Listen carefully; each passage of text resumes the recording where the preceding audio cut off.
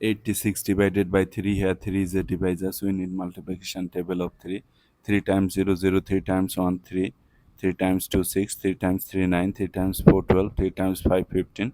To find out the multiplication table of 3, just add 3 with the previous step. 0 plus 3 3, 3 plus 3 6, 6 plus 3 9, 9 plus 3 12, 12 plus 3 15, 15 plus 3 18.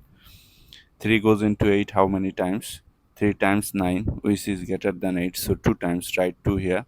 2 times 3 6, subtract, you are getting to bring down this 6.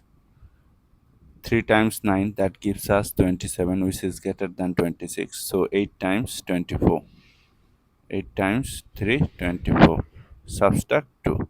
So our answer is 28, remainder 2. Remainder is always less than divisor. But if you want to write your answer in decimal form, then take your decimal, add number of zeros, bring down the first zero. Before this zero, there is a decimal. Decimal must come to the quotient directly. So 3 goes into 20 how many times?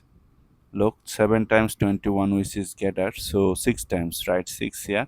6 times 3, 18. Subtract 2, bring down this 0. 3 goes into 20, again 6 times. 6 times 3, 18. Subtract 2, bring down another 0. 3 goes into 20, 6 times. 6 times 3, 18. Now this process is continuing, so you can place here 3 dot. That is, if you bring more 0, this process will continue forever. So since we have gotten 3 places after decimal, now we can place 3 dot.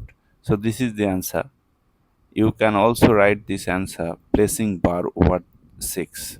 28.6 bar is our answer. This bar means this 6 is repeating.